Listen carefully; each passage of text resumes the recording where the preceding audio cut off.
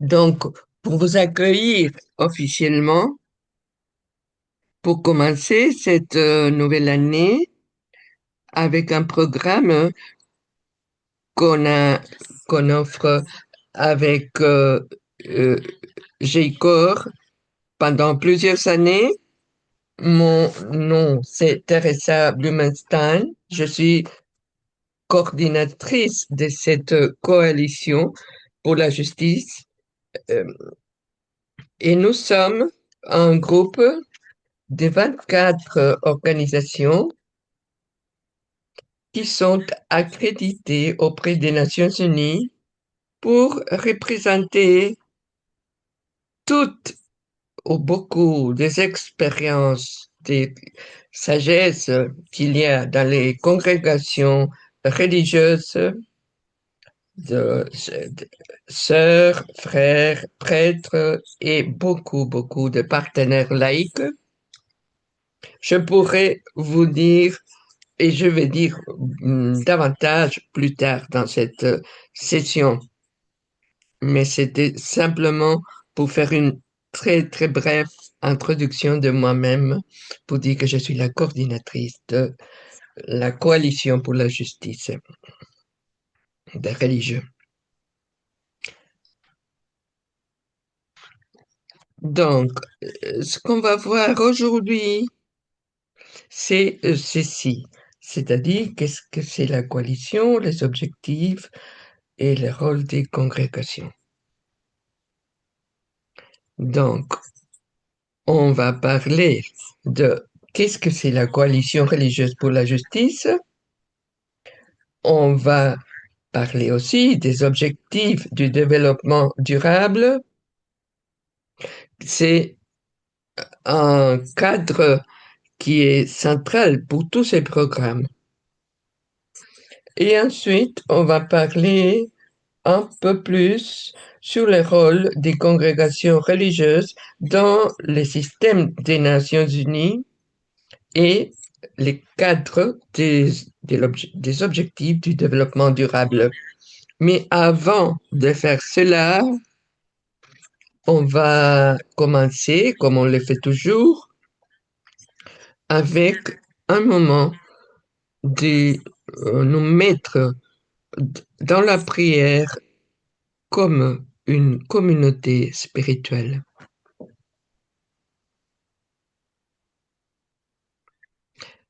Donc, prions.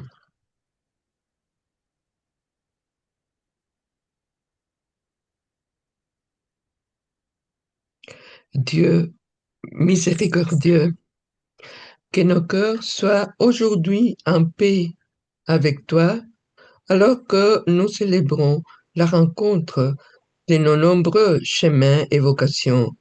Réjouissons-nous de l'opportunité qui nous est donnée de devenir meilleurs et de faire la connaissance de beaucoup de partenaires et amis qui viennent des quatre coins du monde. Rendons-nous attentifs à ta présence en chacun d'eux. Nous sommes reconnaissants de cette nouvelle occasion de te servir comme source de notre mission et notre identité commune.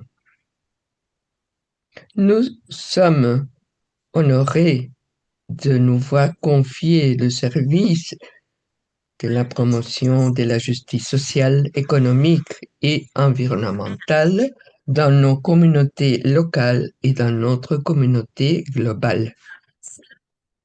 Guide-nous dans nos efforts pour collaborer et changer les systèmes afin que nous puissions plus efficacement répandre ta lumière et ton amour généreux là où ils sont le plus nécessaires. Amen.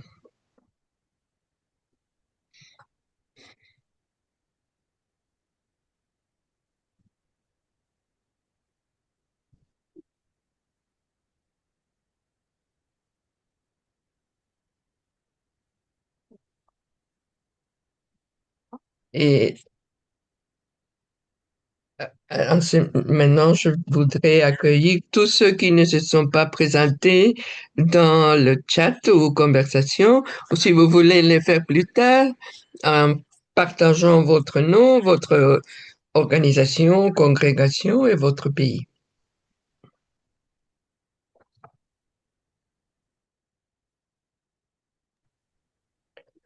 Donc, le premier point aujourd'hui, c'est présenter la coalition religieuse pour la justice ou la coalition pour la justice des religieux qui organise cette session et on le fera pendant plusieurs mois.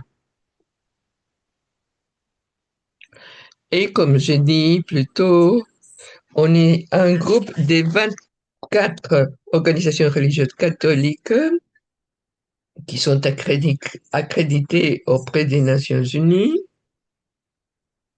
et qui ont des représentants au siège des Nations Unies à New York ou dans d'autres centres des Nations Unies comme Genève ou autres. Et toutes s'engagent à améliorer le bien-être des personnes vivant dans la pauvreté et aussi à soigner l'environnement. Nous avons une présence géographique qui se trouve dans plus de 100 pays. Et celles-ci sont les organisations qui forment GECOR. Vous pouvez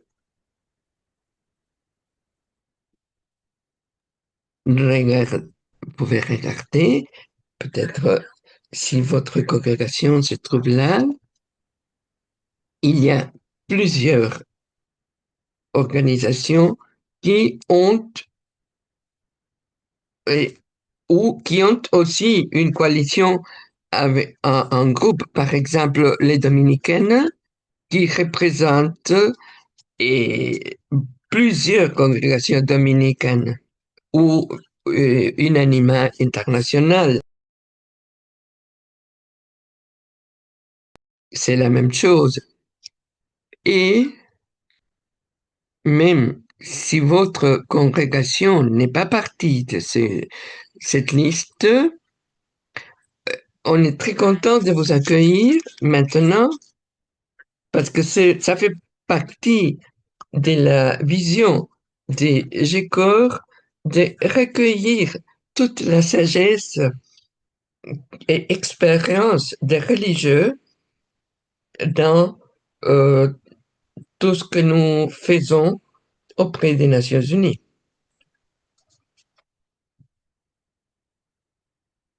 Donc, le premier point, c'est notre mission commune. Dans notre cas, la mission spécifique, c'est faciliter la collaboration entre les membres et les partenaires des congrégations religieuses catholiques qui travaillent sur le terrain et celles qui travaillent aux Nations Unies afin de faire deux choses. D'abord, renforcer mutuellement notre capacité de plaidoyer et pouvoir le faire de manière collective en faveur de la justice sociale, économique et environnementale et de la paix dans les forums internationaux, régionaux et nationaux. Et ce premier point, là où l'on dit qu'on veut renforcer mutuellement notre capacité de plaidoyer, parce que c'est là, c'est pas là où l'on se trouve, que ce soit à New York ou ailleurs. Et dans cette session, va nous permettre d'apprendre réciproquement, soit à vous et à nous, pour parce que nous avons besoin d'apprendre continuellement de votre expérience et votre point de vue. Vous qui travaillez quotidiennement sur le terrain. Et donc, on n'est pas ici pour vous apprendre quelque chose, mais justement pour partager et pour apprendre aussi de vous, pour renforcer notre capacité mutuellement. Je voudrais maintenant parler une seconde de ces mots plaidoyer ou défense, parce que c'est assez difficile de traduire dans les différentes langues. C'est pour avoir une compréhension commune de ce que nous voulons dire. Quand j'ai dit, il semble qu'il y a un problème avec la traduction en portugais. C'est quelqu'un qui dit, et Cathy est en train de nous expliquer si le problème, elle essaye de voir si le problème est avec elle ou, et donc c'est une question de la traduction portugaise. Les sons, il semble qu'il vient un peu, et pas très bien, un peu entrecoupé.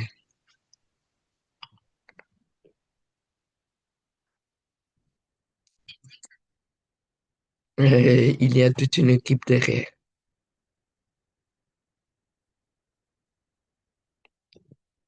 Donc, moi, ce que je voulais dire, c'est qu'est-ce que nous entendons quand on dit en anglais advocacy ou en français plaidoyer ou en espagnol incidencia. C'est toute une variété des activités. Ça peut être des actions publiques ou privées qui veulent favoriser l'avancement de la justice hum, sociale, économique ou environnementale dans les systèmes et structures de notre société.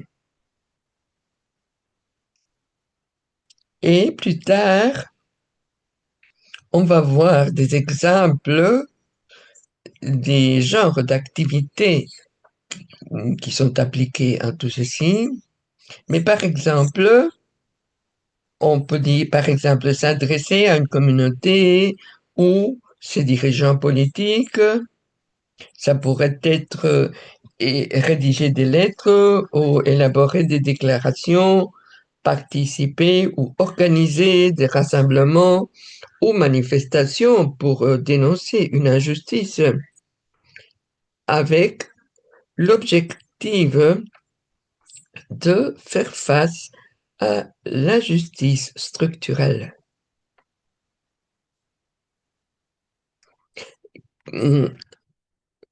Quelque chose d'autre sur J-Core.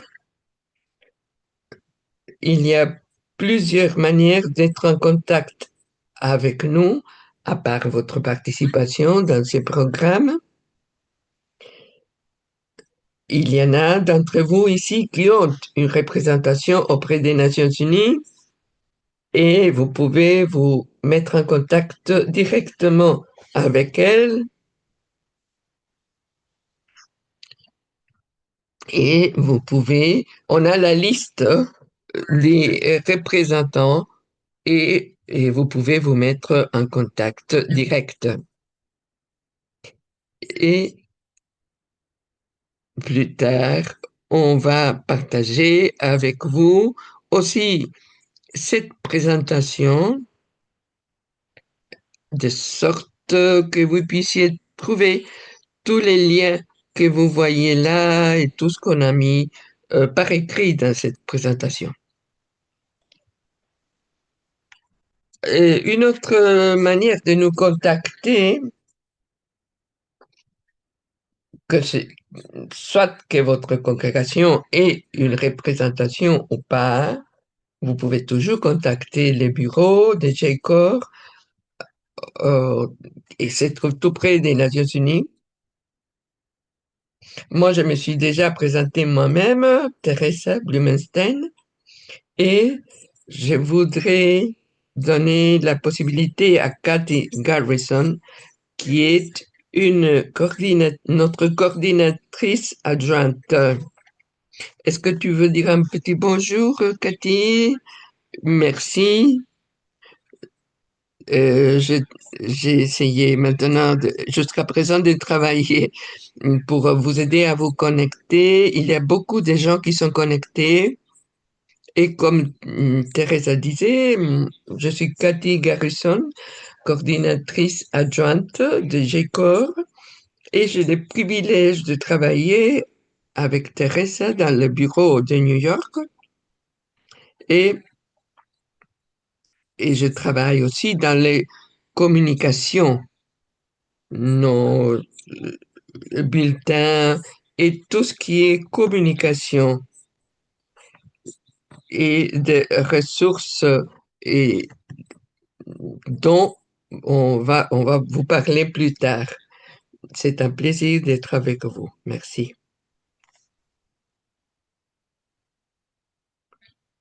Merci. Donc, si vous avez reçu un bulletin, une invitation ou quoi que ce soit, c'est elle, c'est Cathy qui travaille à tout cela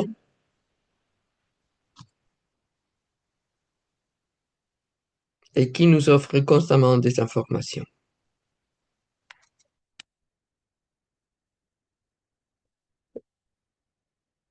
Une autre chose qui est très importante, c'est de vous montrer notre site web que vous voyez là. Vous allez trouver de ressources qui vont bien au-delà de ce que nous allons couvrir aujourd'hui.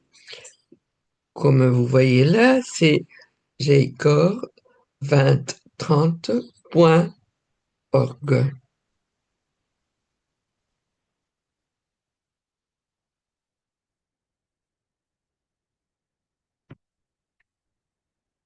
Et nous avons aussi plusieurs réseaux, comme beaucoup d'entre vous.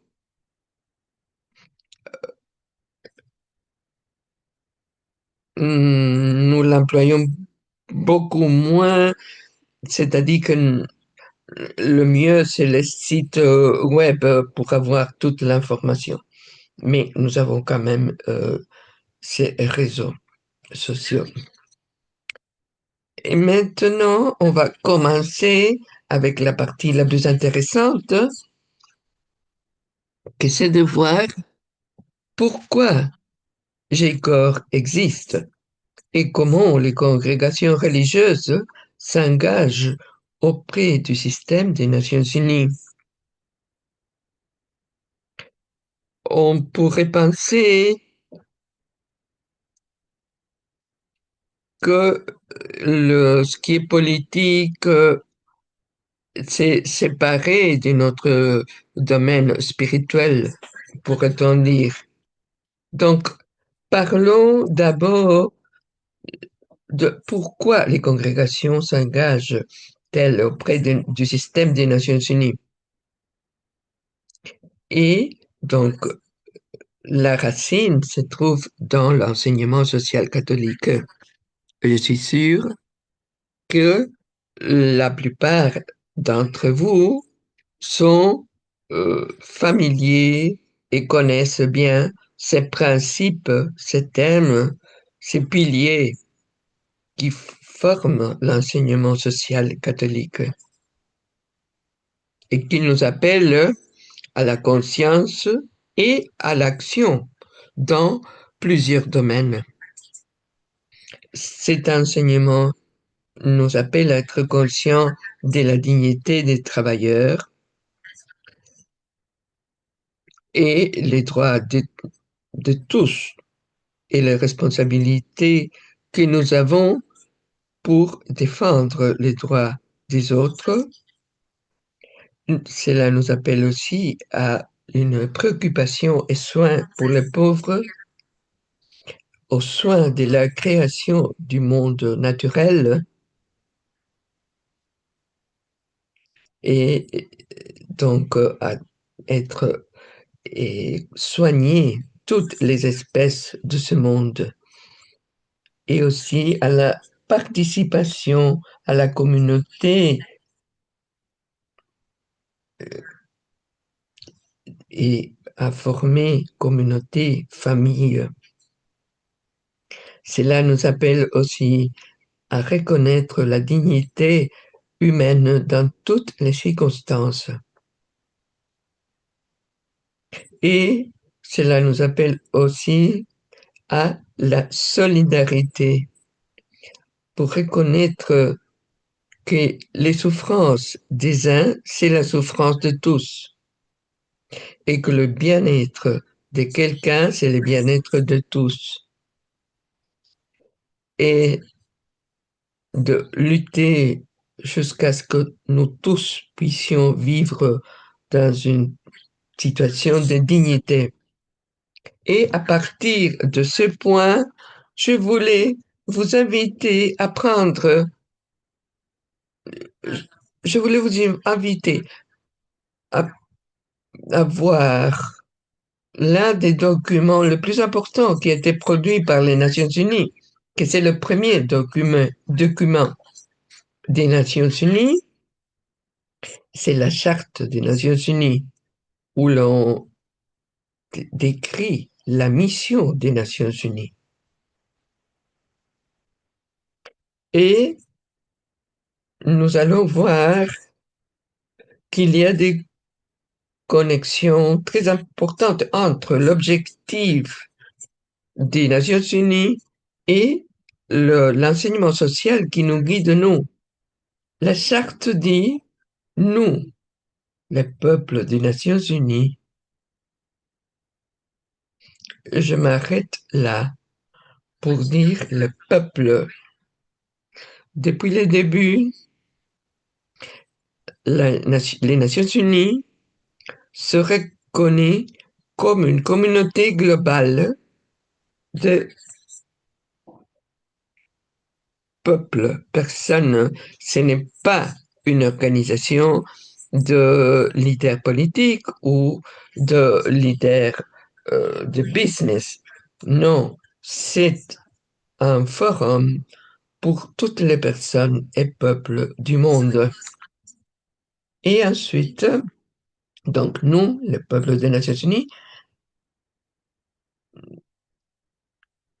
nous voulons préserver les générations futures du fléau de la guerre, qui a déjà 2 fois dans notre vie infligé l'humanité une souffrance incommensurable, et réaffirmer notre foi dans les droits de l'homme,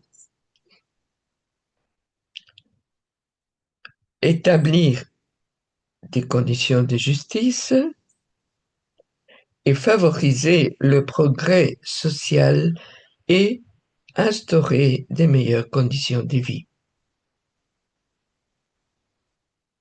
Donc, vivre à ces fins, nous voulons vivre ensemble en paix, comme des bons voisins, pour maintenir la paix et la sécurité internationale. Veiller à ce que la force ne soit utilisée que dans l'intérêt commun et utiliser les mécanismes internationaux pour promouvoir le progrès économique et social de tout le peuple. Nous savons que les Nations Unies sont présentées de manière différente, mais celui-ci est l'objectif des Nations Unies comme système. Et à travers l'histoire, maintenant plus de 80 ans,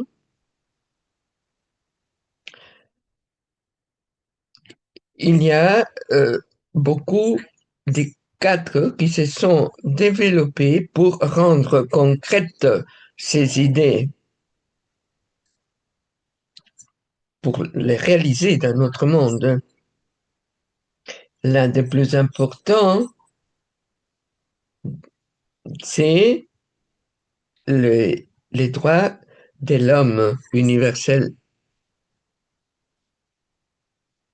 Et je veux souligner ici quelques aspects parce que cela touche nos charismes et nos activités et nos missions. Dans ce cadre des droits de l'homme, on a la Déclaration universelle des droits de l'homme. On a défini aussi les droits civils et politiques. On a défini aussi les droits économiques, sociaux et culturels.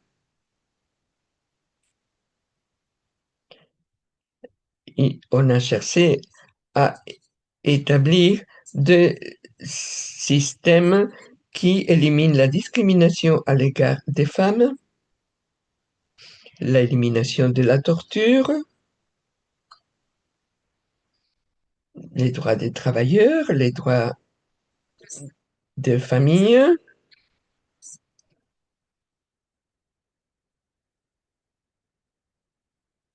les droits des personnes handicapées, les droits de l'enfant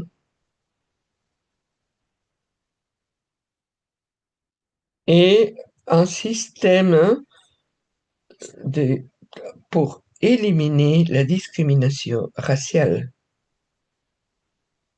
Nous pouvons voir ces cadres comme des principes de la doctrine sociale catholique dans un langage laïque et pratique.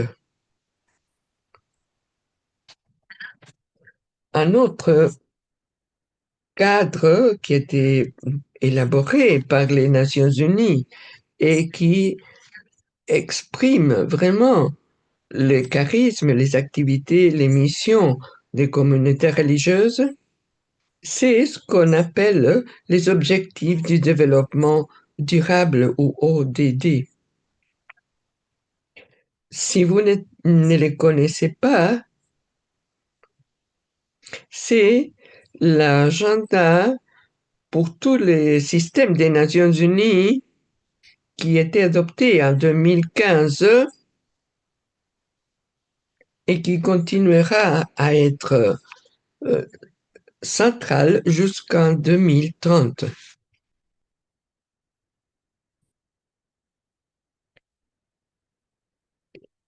Aujourd'hui, on ne va pas entrer en détail en chaque objectif, mais nous pouvons voir, maintenant nous passons les différentes langues, et cela touche beaucoup des objectifs et des points qui sont touchés dans l'enseignement catholique et dans toutes nos missions et apostolats. Les objectifs sont finir avec la pauvreté, la femme, éducation, bien-être, santé, de l'eau, un travail décent pour tout le monde, assurer des relations responsables entre les êtres humains et le reste du monde, notre écosystème. Établir une égalité sociale et des systèmes de justice et des institutions qui soient au service de la paix. Une manière de regarder tout ceci, c'est une feuille de route laïque vers la cité de Dieu.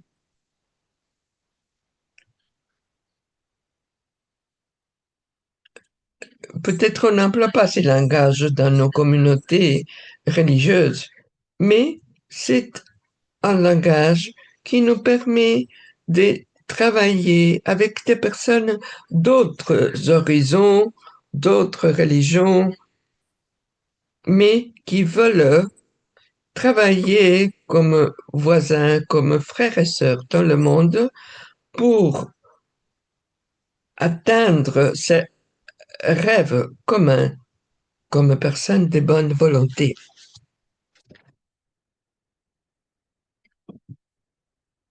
Il y a d'autres connexions entre cette entité et notre approche plus spirituelle. Je voulais partager quelques affirmations qui viennent des leaders des Nations Unies et qui semblent politiques, mais qui soulignent les dimensions spirituelles. Un ancien secrétaire général adjoint, Jan Eliasson, a dit: il est important de réaliser qu'il y a un élément spirituel ou de spiritualité nécessaire dans ce que nous faisons. Nous devons mettre fin à la tendance qui consiste à diviser l'humanité entre nous et eux. Le mot le plus important au monde est ensemble. Une autre affirmation du docteur Asa Karan, ancienne conseillère du Fonds des Nations Unies pour la population et qui était leader dans beaucoup d'autres mouvements, qui disait que les Nations Unies et ses agences traitent un large éventail de questions qui touchent les communautés mondiales et que la religion joue souvent un rôle moral, social, économique et politique complémentaire puissant pour les communautés défavorisées.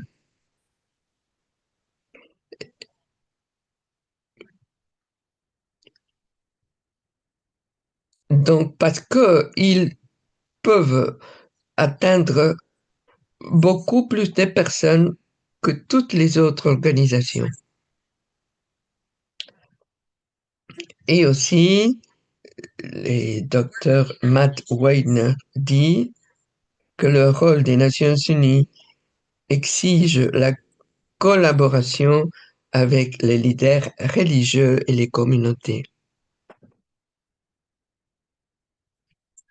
Et nous avons aussi une citation du secrétaire général des Nations Unies actuel qui, qui a écrit l'avant-propos d'un livre qui a été écrit pour guider la lecture de l'encyclique Laudato Si. Et là, Antonio Gutiérrez dit: les dimensions spirituelles du travail des Nations Unies ont tendance à être négligées et sous-estimées. Pourtant, les principes énoncés dans la charte, paix, justice, égalité, dignité et valeur de la personne humaine,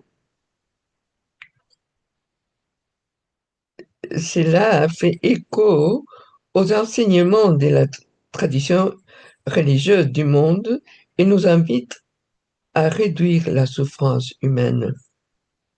Alors que nous réfléchissons à Laudato Si, l'état de notre maison commune est délabré. Et il s'agit d'un test politique épique, mais en fin de compte, il s'agit d'un test moral. Et tout cela nous parle donc que les personnes à l'intérieur du système des Nations Unies voient l'importance de voir au-delà de la politique parce que finalement, il s'agit d'un fondement spirituel. Et du côté spirituel, on a eu des moments très importants où nos leaders spirituels ont souligné l'importance de la politique parce qu'ils cherchent à créer un monde meilleur.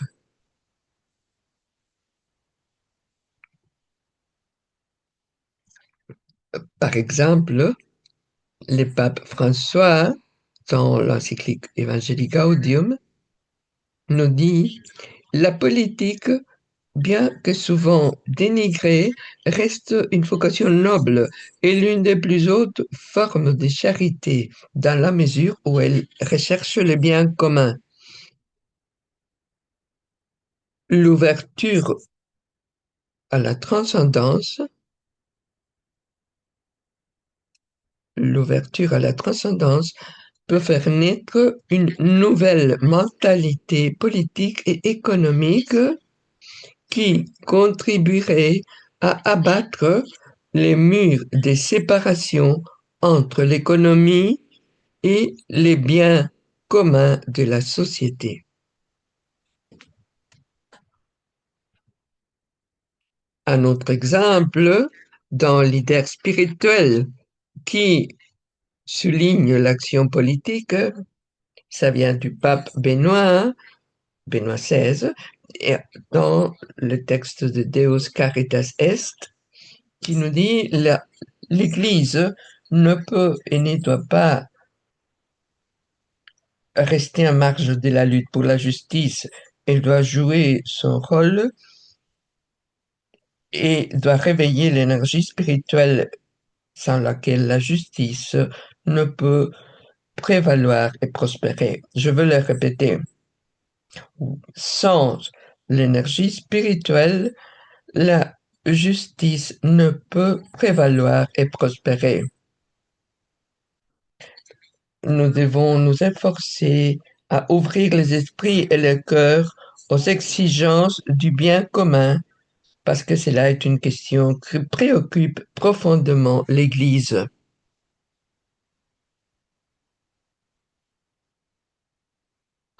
Et finalement, un autre mot du pape François en Laudato Si, qui nous dit que, en fait, l'enseignement spirituel fait partie intégrante de toutes les dimensions de développement. Et que c'est ce qu'on cherche aussi dans les Nations Unies. Il dit, nous ne sommes pas confrontés à deux crises distinctes, l'une environnementale et l'autre sociale, mais plutôt une crise complexe qui est à la fois sociale et de l'environnement. Les stratégies pour y remédier exigent une approche intégrale de la lutte contre la pauvreté, du rétablissement de la dignité des exclus et en même temps la protection de la nature.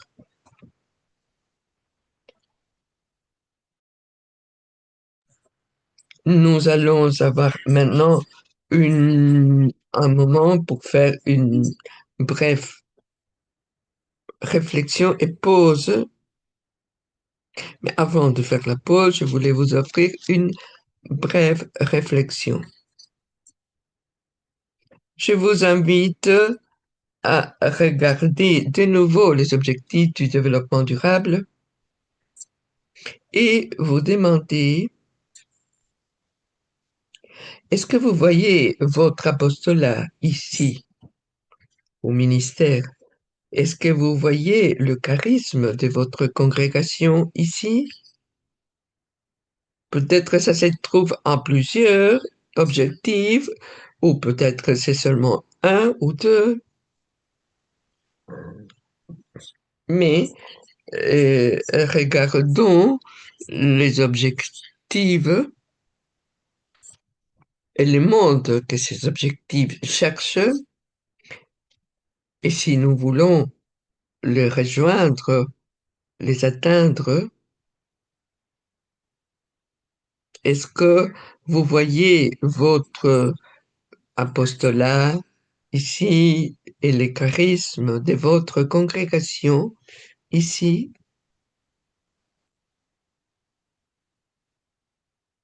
On va prendre 2, 3 minutes de silence.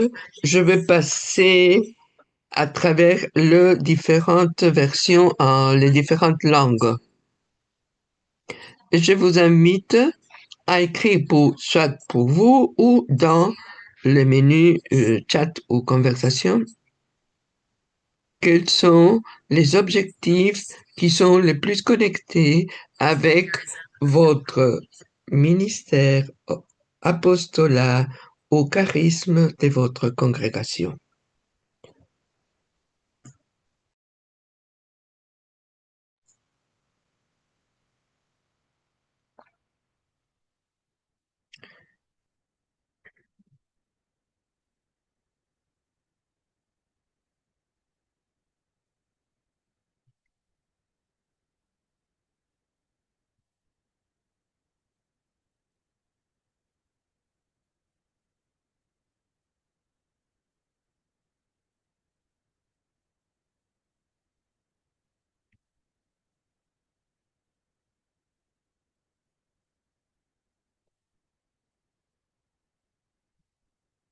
Vous avez là en français les objectifs.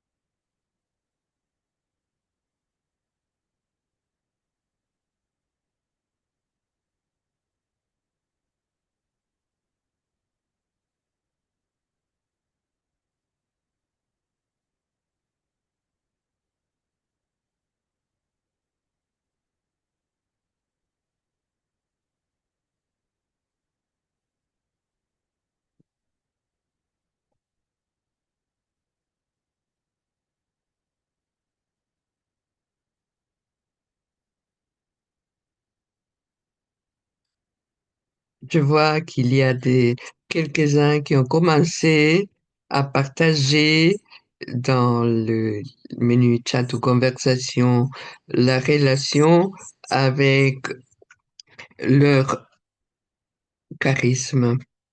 Le- il est en train de les lire, pas de pauvreté, fin zéro, bonne santé, bien-être, évidemment.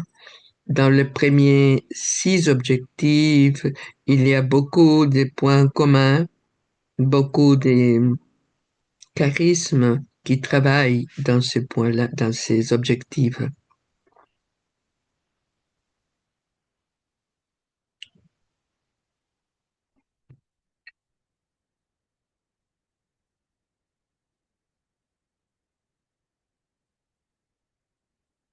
Et beaucoup qui essayent de faire face à l'inégalité.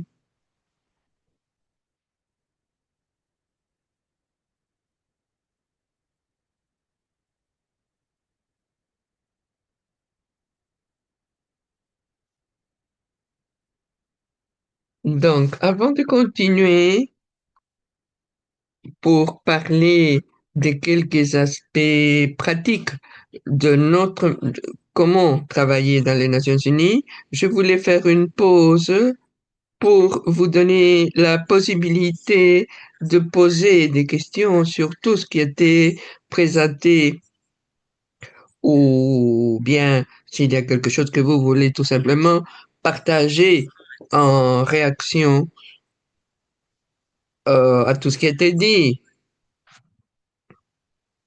Quoi, n'importe quelle réaction si vous voulez.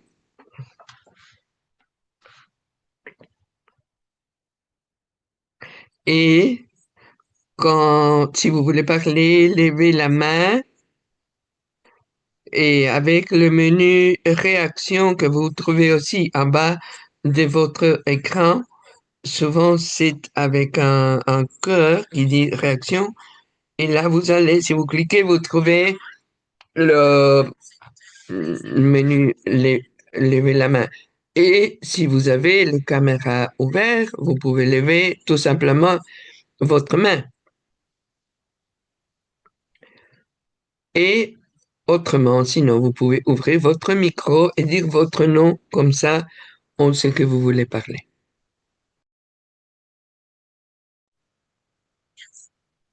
Oui, Gabriela Lado.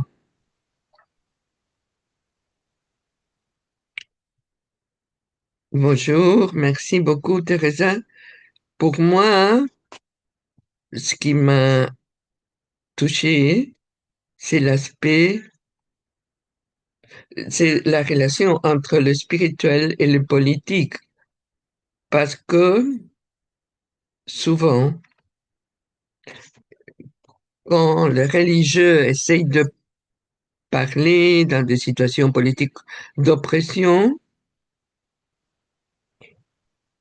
souvent, ceux qui sont dans la politique disent, c'est pas votre domaine, et c'est pas votre domaine la politique, occupez-vous de votre domaine qui est le religieux.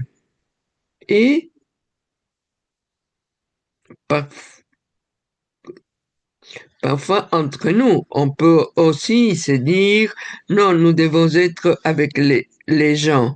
Mais si tu es avec des gens qui sont oppressés, donc vraiment, tout cela a été une vraie consolation pour moi. Merci, Gabriela. Évidemment, notre monde n'est pas des choses séparées de silos, sinon plutôt tout est connecté. Michael Mary Nolan. Bonjour de Brésil. Dans, quand tu as, au début, quand tu as montré toutes les déclarations des Nations Unies, il faudrait inclure aussi la déclaration sur les peuples indi- ab- aborigènes. Oui, tu as raison. La déclaration sur le peuple indigène. Merci.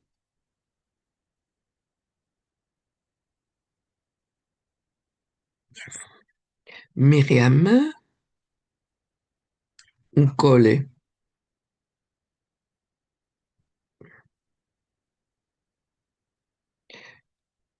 Bonjour. Pour moi, je pense que c'est très bon pour nous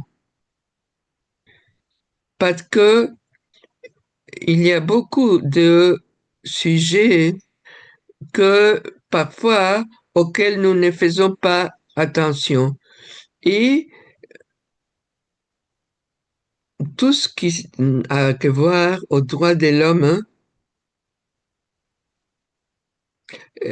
comme cela a été montré dans l'introduction, cela nous aide beaucoup dans tous les sujets auxquels nous devons faire face, les situations auxquelles nous devons faire face. Merci. Joseph Bokako. Euh, euh, Entre-temps, si je prononce mal votre nom, dites-le moi. Mon nom, bonjour, mon nom est très bien prononcé.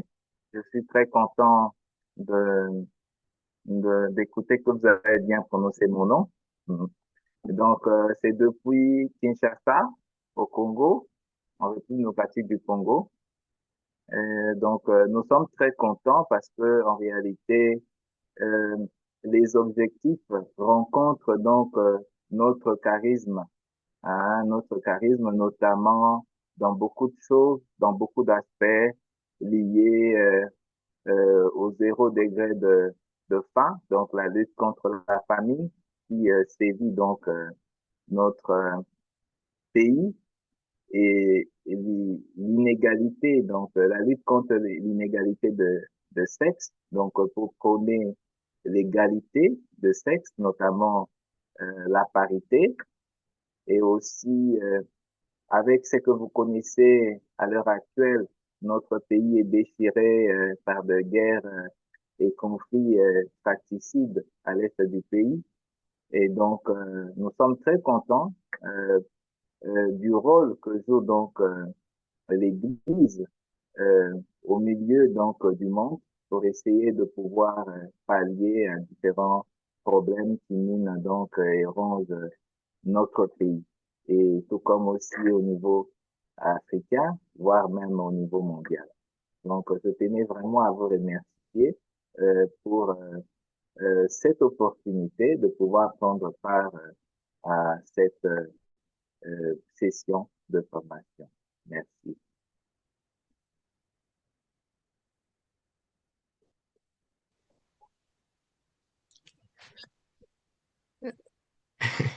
Merci Merci, beaucoup. merci.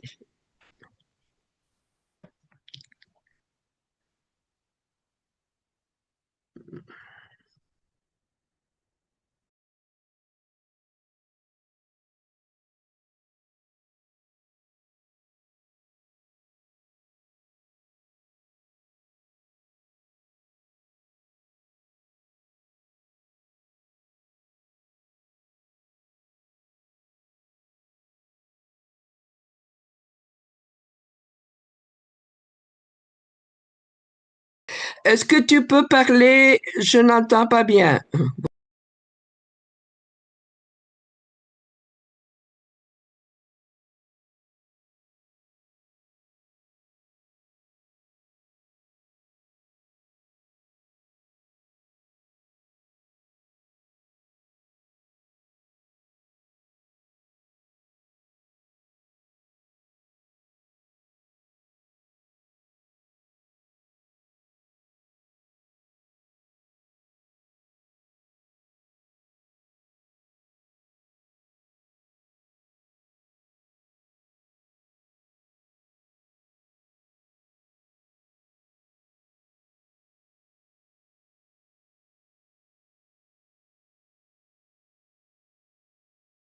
On n'entend pas bien.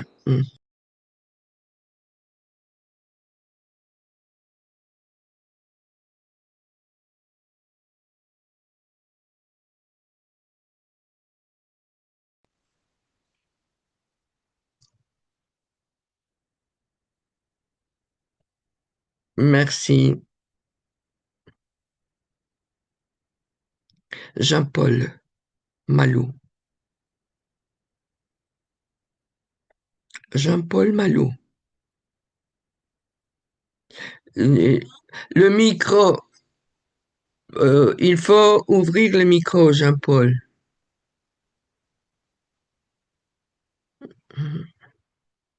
Là, ça va. Oui, oui. OK. OK.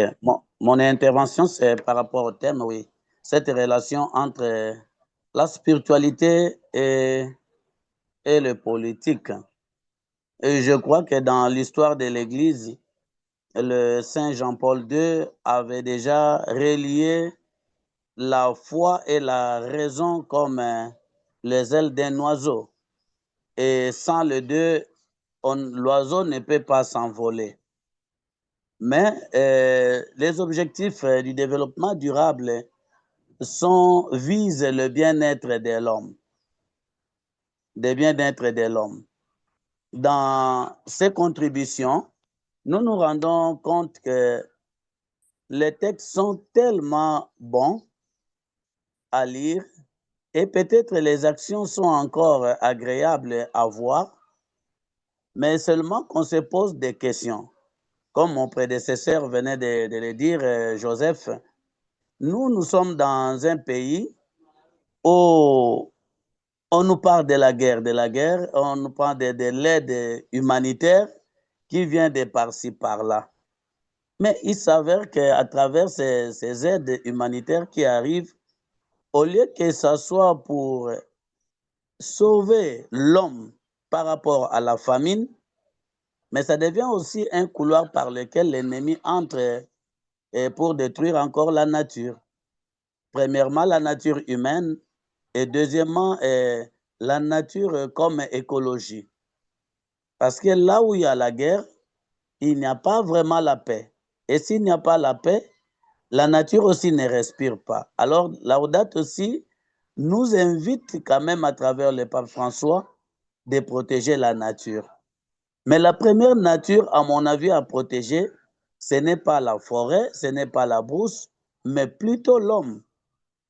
L'homme qui est le gardien même de la nature. Alors, en suivant dès le départ, dès le début, les thèmes que nous sommes en train d'exploiter dans cette conférence, je me pose plusieurs questions par rapport à ces liens, à ces mariages entre le spirituel et le politique. Et qui font la politique? Ce sont les chrétiens. Et qui vivent la spiritualité? Ce sont des chrétiens. Voilà pourquoi ma préoccupation, c'est un partage, mais aussi une question qui mérite l'introspection de tout le monde.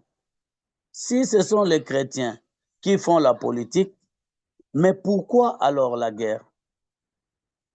Pourquoi la souffrance? Pourquoi la famine? Voilà les quelques interprétations ou quelques questions qui pouvaient être au bénéfice de tout le monde. Merci.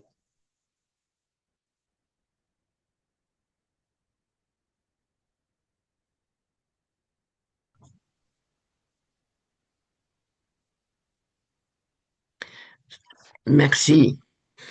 Et tes questions sont un défi pour nous, spécialement ceux qui enseignent et qui nous euh, euh, produisons de leaders, parfois euh, religieux et politiques. Et qu'est-ce qui s'est passé? Parce que peut-être on a séparé ce qui est spirituel et politique et peut-être on n'a pas, euh, on ne les a pas enseignés à intégrer tout cela. Et donc une partie de notre travail, c'est d'intégrer ces valeurs de la spiritualité dans tout ce qui est politique dans tout ce qu'on fait, dans tous les aspects de notre vie. Parce que c'est un défi commun. Dans les Nations Unies, on parle parfois des piliers du développement, c'est-à-dire social, économique et environnemental. Et moi, je n'aime pas cette image, cette manière de voir le développement, parce que les piliers, comme dans un bâtiment, sont très séparés. Et c'est ça qui fait que le bâtiment soit fort. Et moi, je n'aime pas ça parce que, comme tu disais, l'humanité est ensemble dans la nature. Et si on pense au développement, c'est tout un développement ensemble. Et c'est le bien-être de l'homme, de l'être humain. Tout est intégré. Et l'économie, on parle de développement économique, c'est notre manière d'interagir avec le monde, la nature, les ressources. Et ce n'est pas séparé de l'environnement, de nos relations des uns avec les autres. Donc, c'est très important de poser ces questions. Et je suis très contente du fait que tu es là pour l'explorer avec nous. Merci.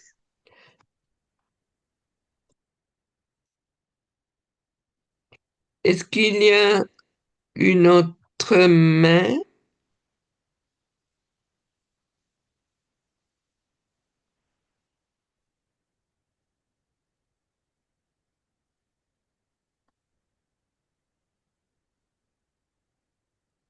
Bien. Donc, on va continuer. Maintenant qu'on a parlé et on a dit pourquoi nous travaillons dans le système des Nations Unies comme communauté religieuse et comme partenaire des congrégations, nous allons maintenant parler des Vraiment, détails c'est bon? pratiques. Bien. Il faut fermer le micro, s'il vous plaît.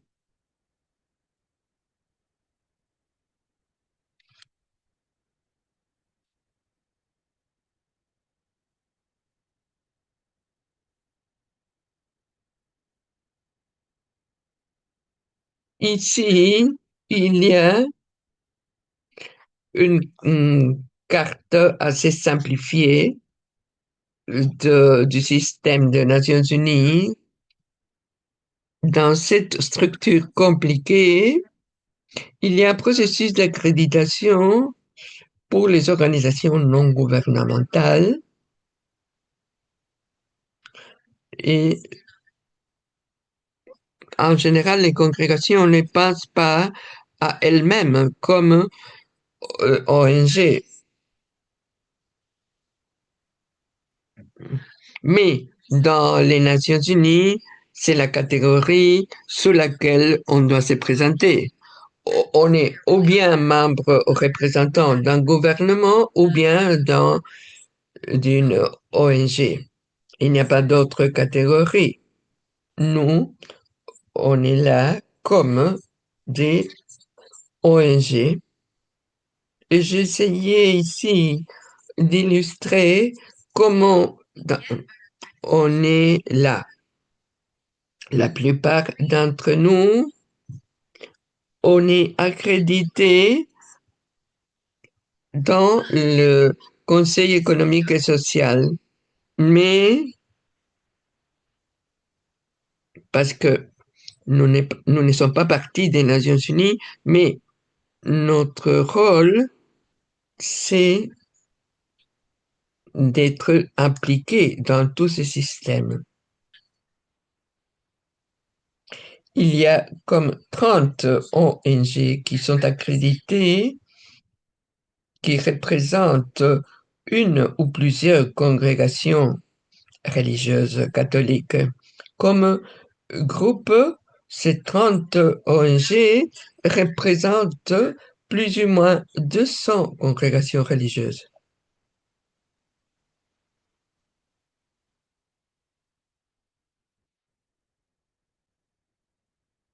Et qu'est-ce que cela signifie que d'être accrédité?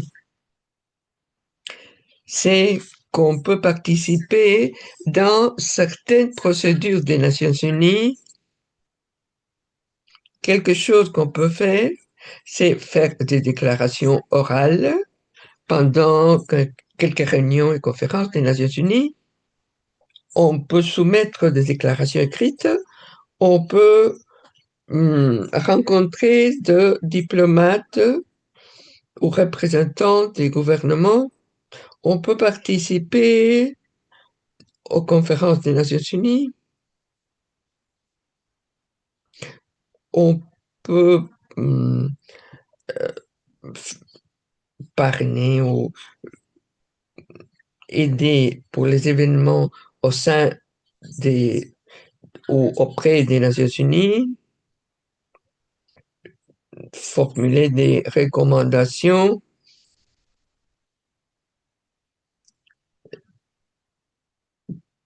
pour partager notre point de vue dans les réunions qui ont lieu auprès des Nations Unies.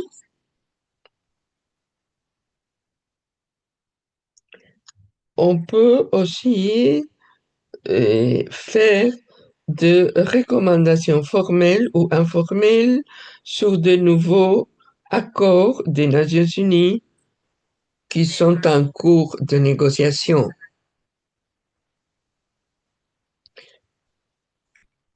S'il y a deux idées que nous voulons qu'ils soient inclus dans ces documents et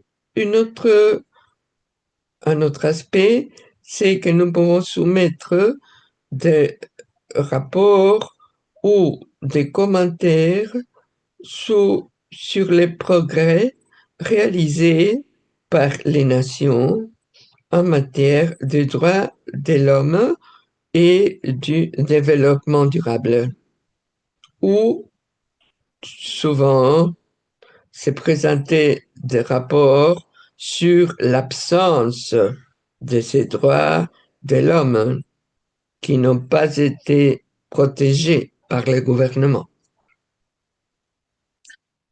Quelque part, nous gardons le système des Nations Unies et nous essayons de partager ce que nous avons appris de la part de beaucoup de communautés dans le monde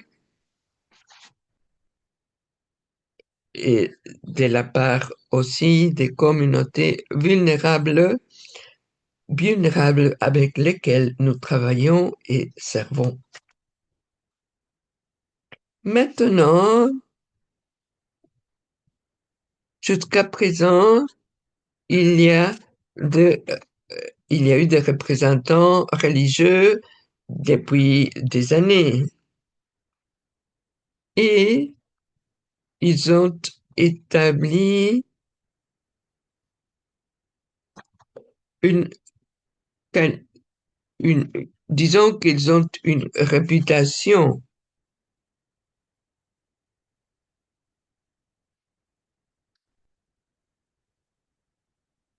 et ils sont reconnus comme des experts qui offrent un point de vue qui vient de tous les apostolats auprès des plus vulnérables et exclus dans le monde. Votre voix est reconnue aussi comme une voix impartielle parce qu'elle représente des communautés qui sont dans beaucoup de nations et n'ont pas seulement une identité nationale.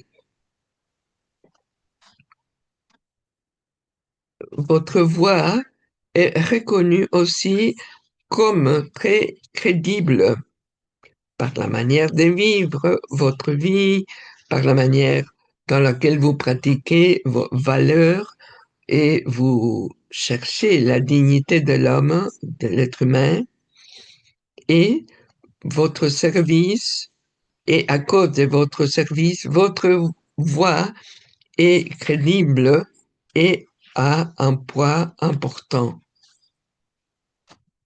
Votre voix est aussi très cohérent parce que vous maintenez des positions fondées sur vos constitutions, les principes de votre foi, qui sont bien plus anciens que les Nations Unies et souvent plus anciens des pays qui font partie des Nations Unies. Et cela apporte une continuité et une stabilité au dialogue qui a lieu aux Nations Unies. Parce que souvent, la position d'un gouvernement peut changer d'un an à l'autre, d'après qui est dans les gouvernements. Et, et cela est une menace au progrès qu'on qu'on qu'on cherche à avoir, parce que peut-être on a établi un consensus sur ce qui est correct ou incorrect, et dans ces moments-là où les gouvernements changent complètement, il est très important d'avoir une présence dans la salle qui reste cohérente et en cherchant la justice et la paix. Et c'est notre rôle dans les Nations Unies. Finalement, une qualité importante des religieux dans les Nations Unies, c'est que votre voix est une voix collaborative. Vos représentantes s'expriment et travaillent dans les coalitions et comités et dans leur manière de travailler, ils ont un impact à l'heure de communiquer avec le gouvernement et aussi ils présentent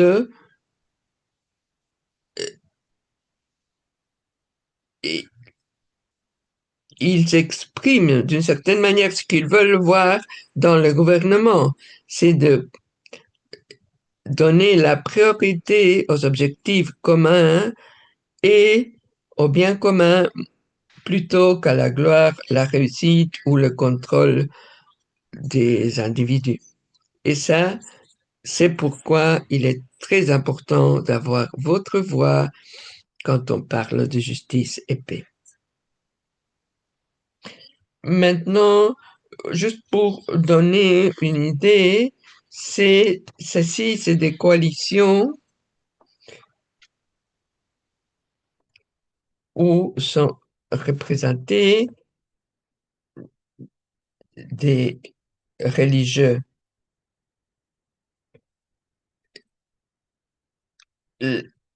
Les membres sont souvent des religieux, mais aussi dans ces comités, micro s'il vous plaît, il, il y a aussi des leaders religieux qui sont dans ces comités. Je vais les lire, spécialement pour ceux qui ne peuvent pas lire l'anglais.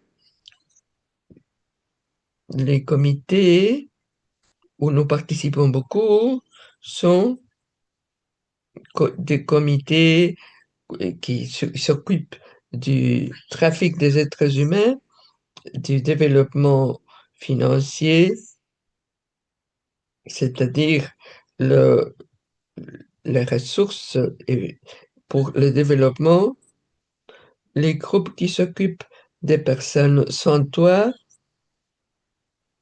sur l'égalité sociale, un, un groupe qui travaille sur les droits des migrants,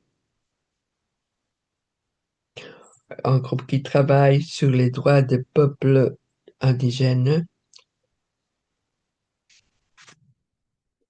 un groupe qui travaille sur les mines et l'industrie de l'extraction des minéraux, un comité qui travaille sur les statuts de la femme et sur les droits des filles, jeunes filles et l'égalité de genre. Et nous sommes aussi partis d'un comité où il y a des différentes religions. Il y a beaucoup d'autres groupes et comités, mais ici, on a une forte représentation de ONG religieuses.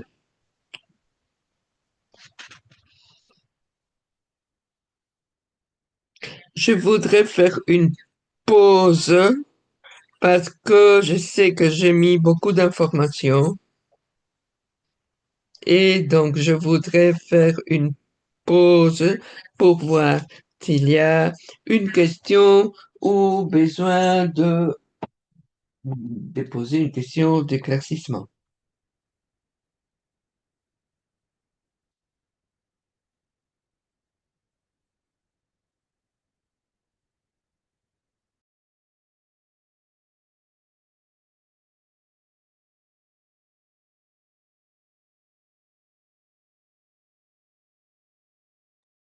Vous avez absorbé tout.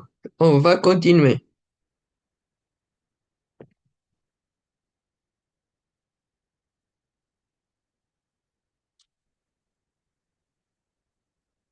Maintenant, j'ai partagé un peu sur ce que nous sommes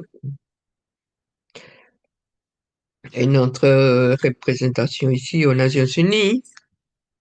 Et maintenant, je vais dire un peu plus euh, ce qui nous rassemble aujourd'hui et maintenant pour ces programmes de manière plus spécifique.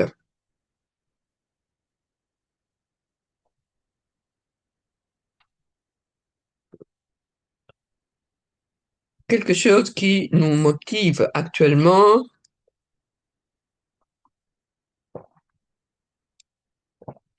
c'est que nous sommes familiers, nous connaissons, nous cherchons toujours à comprendre les signes de temps et, et à chercher des, des autres nouvelles pour les vins nouveaux. Et donc, la, la tendance à la baisse du nombre de vocations nous oblige actuellement, c'est pas pour toutes les congrégations, mais en général, on voit cette tendance à la baisse du nombre de vocations à la vie religieuse. Et cela nous appelle à agir d'abord pour adopter des approches créatives à notre ministère et apostolat pour conserver la sagesse de nos charismes uniques, tout ou en même temps en tirant notre force du plus grand nombre des personnes qui partagent notre mission, c'est-à-dire religieux et laïcs. Tous ceux qui partagent notre mission.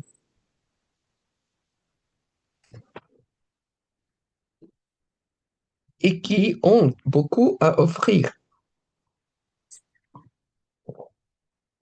Cette tendance aussi nous appelle à aborder des questions de justice structurelle qui sous-tendent la question de la viabilité des congrégations. Quand on regarde que les congrégations, quand on voit que les congrégations ne seront pas pour toujours, ou peut-être ne pourront pas rester dans un lieu spécifique pour toujours, il faut se poser des questions et leur répondre. Euh, Comment la dignité des personnes que nous servons sera-t-elle préservée le jour où nous ne pourrons plus offrir un service caritatif particulier?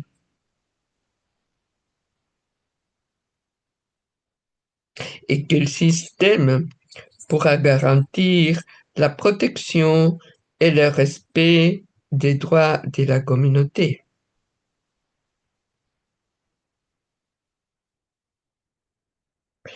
Est-ce qu'ils pourront continuer à vivre en dignité en notre absence?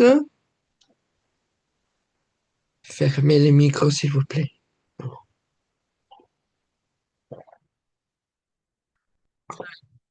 Un autre signe de temps qui nous appelle à cette coalition, c'est que nous voyons que les espaces politiques sont de plus en plus fermés et moins réceptifs aux voix de la société civile, c'est-à-dire beaucoup de gouvernements deviennent moins démocratiques ou, avec le mot de l'Église, moins synodaux.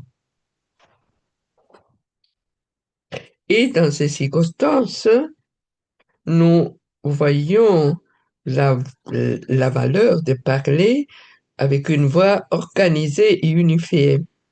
Et cela nous permet d'utiliser et protéger les espaces et les processus disponibles d'une manière efficace.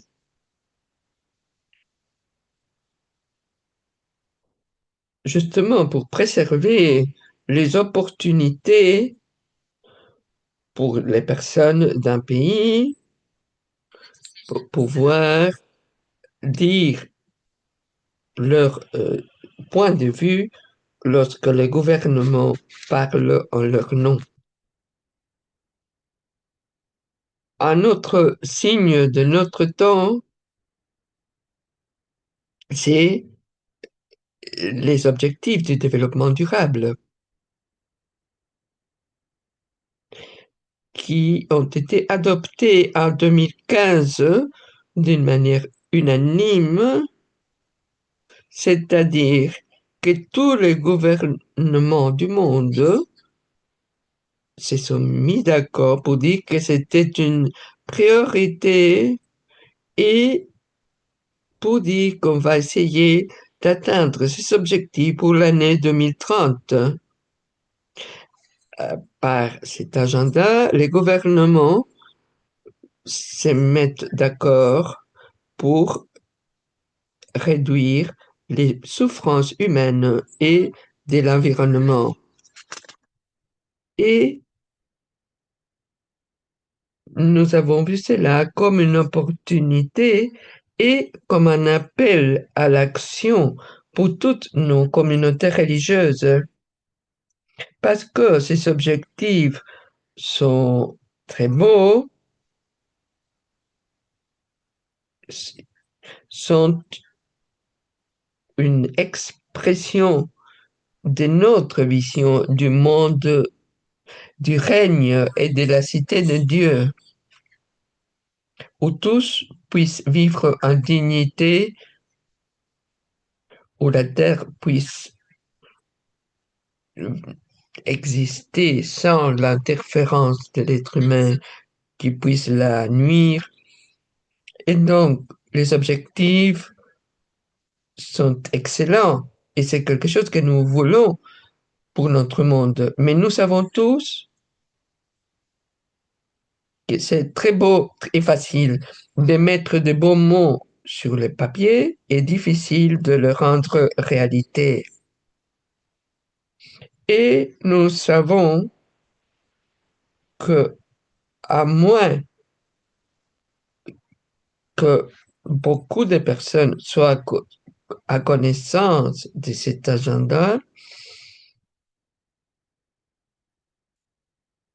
nous savons qu'il y a une grande probabilité que ces objectifs ne seront pas atteints ou que très peu de gens puissent les atteindre et que les gens les plus vulnérables avec lesquels nous travaillons soient laissés derrière ou de côté et ne puissent pas bénéficier de tout ceci. Et nous voyons cet agenda comme un appel à l'action pour notre communauté globale, pour s'impliquer, pas seulement comme on fait cela probablement depuis des siècles, mais de monitorer le, en chaque nation comment on évolue vers la réalisation de ces objectifs, de telle sorte qu'ils ne soient pas seulement pour quelques-uns, mais pour tous, et surtout les plus pauvres et les plus vulnérables. Et nous reconnaissons que, parce que nos communautés souvent travaillent avec les plus vulnérables, les plus marginalisés, et qui l'ont fait pendant longtemps, on est dans une position très bonne pour contrôler ces progrès et, et voir comment les gouvernements les réalisent ou pas et les appeler à justement suivre cet agenda. Et donc, cet appel à l'action nous mène à l'objectif de ce programme, c'est d'être un appel au suivi, à contrôler comment cet agenda est réalisé. Donc, ça, c'est une première introduction à ces chemins de 8 mois qu'on va faire ensemble. Je sais que vous avez lu avant de vous inscrire que c'est un programme de préparation à un programme qui, pour que tout le monde le sache, le nom complet de la conférence, c'est le Forum de haut niveau politique sur le développement durable. Mais souvent, on va parler de cette conférence comme un HLPF. C'est l'acronyme en anglais. Mais pour ceux qui participent en portugais, espagnol, français, ouais, c'est différent. Mais pour ceux qui participent en français, c'est Forum Politique FPHN. Mais en tout cas, c'est un mécanisme ou processus à travers lequel les pays du monde, les nations, sont invités à examiner les progrès vers la réalisation des objectifs du développement durable et au centre de ce processus, il y a une rencontre annuelle à New York au mois de juillet. Et pendant cette rencontre, les nations sont invitées à présenter leurs progrès pour atteindre les objectifs du développement durable. Et ces programmes, justement, c'est pour nous préparer à comment demander au pays ou voir comment ils présentent leur rapport ou comment est ce chemin vers l'atteinte de cet objectif.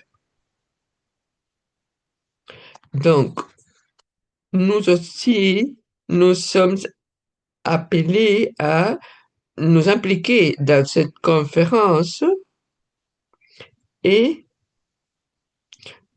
nous allons regarder et écouter pour voir comment nos leaders présentent les réalités des pays, mais il y a une autre manière aussi, c'est de présenter nos histoires, nos observations, nos préoccupations et qui viennent de notre expérience dans le service des marginalisés et porter cela au centre du débat mondial sur le développement pour que cela ne soit pas oublié.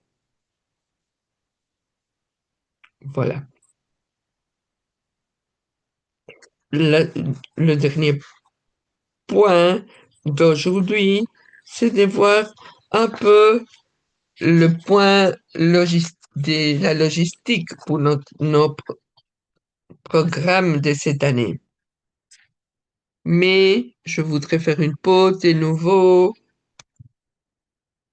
et demander si vous avez quelques questions ou vous voulez un éclaircissement sur ce qui pourquoi nous sommes ensemble, ce qui nous rejoint aujourd'hui, pourquoi nous sommes ensemble aujourd'hui et tous ces processus.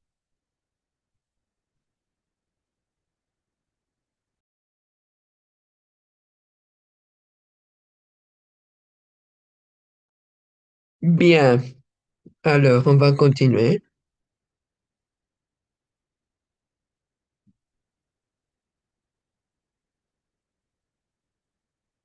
Donc, on est ici au début d'un chemin de 8 mois pour participer dans ce processus qui nous mène à cet événement qui s'appelle le Forum de haut niveau politique sur le développement durable. Comme vous savez, quand vous avez reçu l'information sur les programmes, on aura plusieurs réunions comme celle-ci pour nous donner une information et orientation qui puisse nous aider pour nous préparer à la conférence de juillet. Et comme vous voyez là, aujourd'hui, on a eu la première réunion le 30 janvier. On en aura une autre réunion le 20 février, ensuite mars, le mois de mai, juin, ensuite au mois d'août. Non, en juillet, il y aura beaucoup d'activités autour du forum et finalement, on aura une réunion après le forum qui sera le mois d'août. Et les réunions auront lieu à la même heure.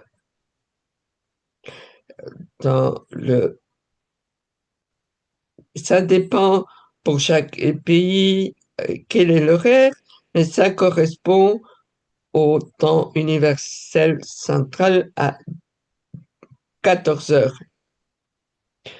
Donc, comme chaque pays change l'heure, pour nous,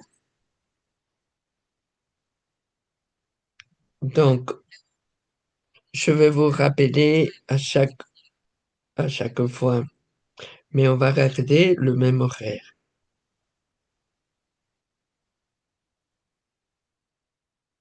Un autre point important de ces chemins, c'est une invitation à participer dans des réunions à niveau régional. Ceci, comme aujourd'hui, c'est des appels internationaux. Ensuite, il y aura des réunions à niveau régional. Donc, avec les personnes qui sont dans la même région, votre région, pour pouvoir interagir un peu plus. Et ce sera une opportunité de mieux nous connaître et partager des des problèmes qui sont de votre région. Donc, ces réunions régionales seront, et vous serez invités à participer de manière virtuelle dans un forum régional pour le développement durable. Et ce sera entre le mois de février et avril. Chaque région a un forum et qui sont partis du processus de préparation au forum politique de haut niveau, le, le forum à niveau global. Et vous pouvez voir là les dates pour chaque région. Pour quelques-uns, c'est plus facile de participer virtuellement, mais au moins, c'est une possibilité pour participer et je vais vous offrir tous les liens et le détail pour vous aider à vous connecter au forum de votre région. Mais ici, vous avez les dates où le forum aura lieu pour votre région. Nous aurons aussi des réunions pour ceux qui font partie de ces groupes pour se rencontrer 2 fois au mois de février. C'est une manière de rencontrer des personnes de votre région et se connaître davantage. Et la deuxième opportunité de rencontrer votre région sera au mois de juin, parce que à ce moment-là, vous, vous aurez vu le rapport de votre gouvernement qui va parler du progrès vers l'agenda 2030 et on va pouvoir partager nos réactions à ces rapports de nos pays. Et les dates et les horaires vont être choisis par vous. Donc, moi, je vais vous envoyer des mails pour voir quel est le meilleur horaire.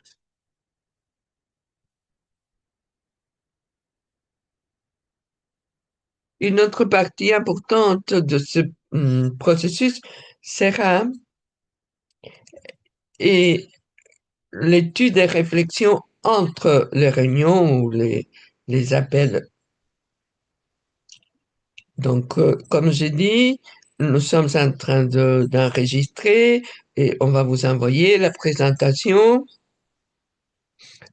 dans les 4 langues. Et normalement, je vais vous envoyer aussi des, des instructions sur, sur des tâches à faire entre les réunions. Et ce sera une manière de s'impliquer dans ce processus des Nations Unies vers le forum. Donc, on aura des activités entre 2 appels. Donc, c'est pour savoir que donc il y a la participation à cette réunion, mais aussi il y a les tâches entre 2 réunions. Si vous ne pouvez pas participer à une réunion, vous pouvez aussi le voir après pour ne pas perdre des informations importantes. Et finalement, au mois de juillet, c'est la conférence elle-même. Il y en a qui vont venir à New York, mais cela n'est pas vraiment nécessaire pour ce programme parce que on peut suivre presque tout de manière virtuelle. Donc pendant ces jours-là,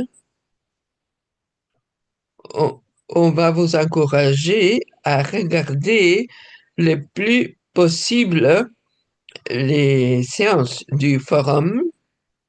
Spécialement, on vous encourage à regarder la présentation de votre gouvernement national, qui ne dure pas plus de 15 minutes. Sûrement, on pourra trouver le temps pour le faire. Ensuite, d'ailleurs, se enregistrer parce que on peut le voir plus tard. Ça, c'est une chose qui est vraiment recommandée. Et ensuite, si vous voulez participer davantage, il y a aussi d'autres événements organisés ou des tables rondes pendant ces jours. Il y a tout un menu de possibilités d'événements auxquels vous pouvez participer. Ensuite, il y a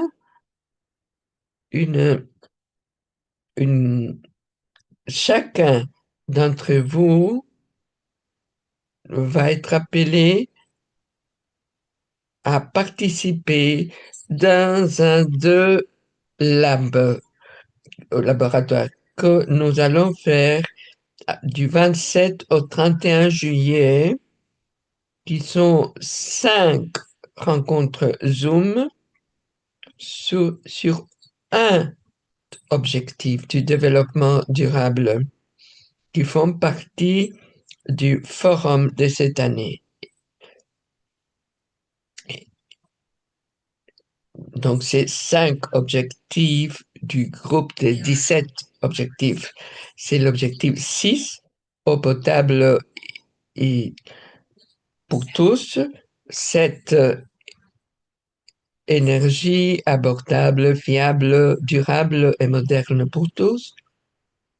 L'objectif 9, infrastructure résiliente, une industrialisation qui soit inclusive et durable et l'innovation.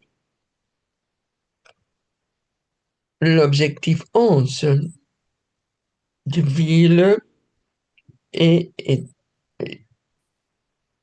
établissements humains qui soient inclusifs, sûrs, résilients et durables. Et objectif 17, ressources et partenariats pour soutenir tous les objectifs du développement durable.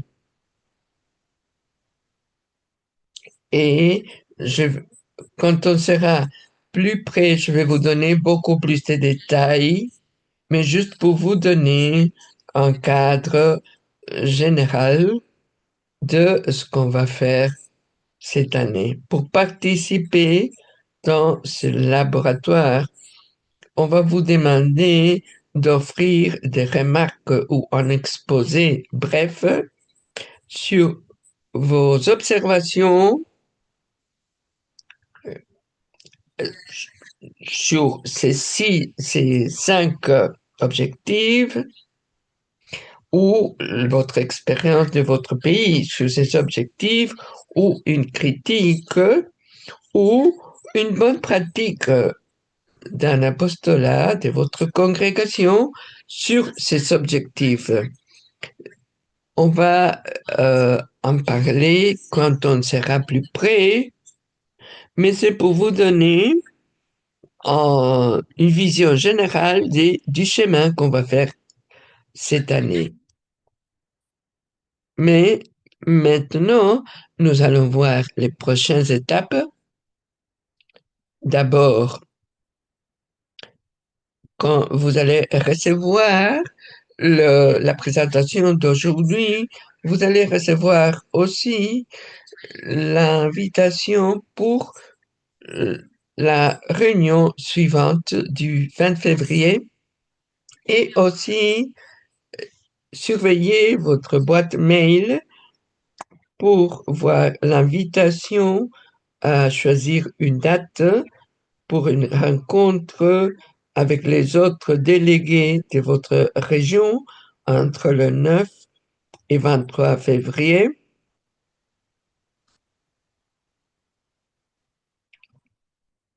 Et aussi, je vais vous envoyer les diapositives et enregistrements vidéo d'aujourd'hui et l'information et questions de réflexion à explorer avant la réunion du 20 février.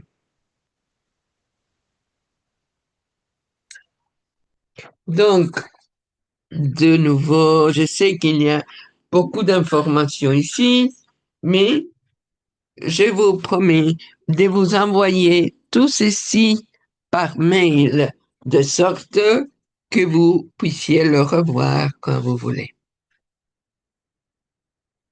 Est-ce qu'il y a des questions que vous voulez poser ou des commentaires avant de finir notre réunion d'aujourd'hui?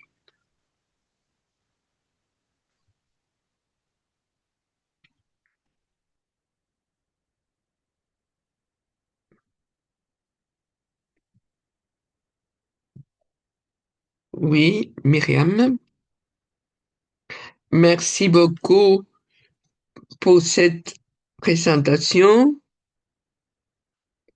parce que cela nous aide à voir de quoi il s'agit et merci beaucoup. Je suis très reconnaissante et remercie pour toute cette présentation. Bon, merci d'être ici avec nous. Helga, merci. Teresa, c'est très intéressant et c'est bon de voir le travail que vous faites. Ma question, vous savez quels sont les pays qui vont présenter leur rapport ce mois de juillet?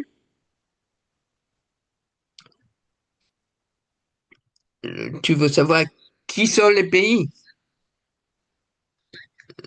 Je suis en Norvège et je pense que Norvège est parmi les pays qui vont présenter cette année. Oui, nous Oui, exactement. Nous essayons d'inviter les membres des congrégations qui vivent dans des pays qui vont présenter ou bien qui ont une expérience de ces pays. Oui, la Norvège est l'un des pays. Et c'est pourquoi nous avons invité, nous avons invité. Mais il y a aussi d'autres personnes ici qui ne vont pas présenter, dont les pays ne vont pas présenter un rapport,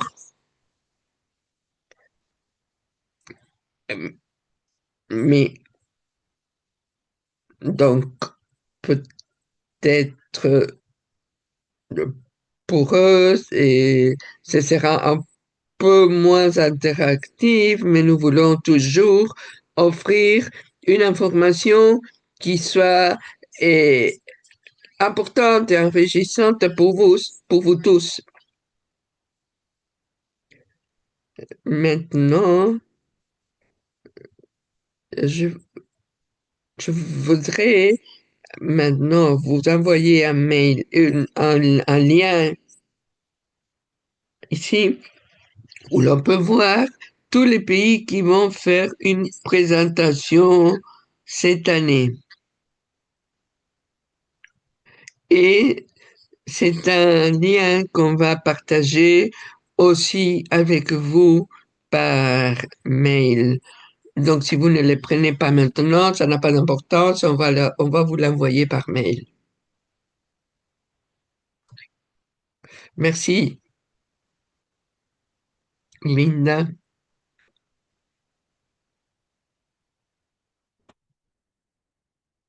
Je voulais dire merci pour cette présentation.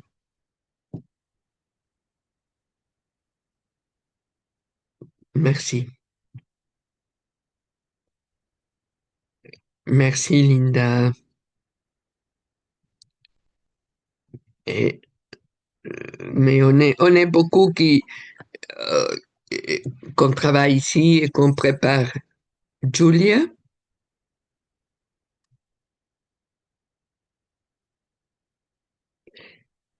je remercie beaucoup cette présentation, une présentation très cohérente et pour, c'est un défi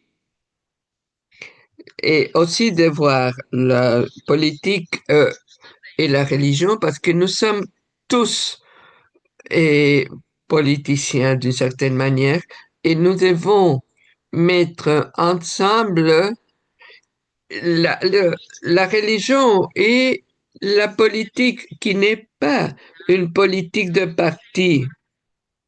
Donc, j'ai beaucoup apprécié la présentation et on continue à lutter. On ne peut pas désister et se fatiguer. On continue inlassablement. Amen. Oui, lorsque les choses deviennent difficiles, il faut continuer. Oui, oui, oui.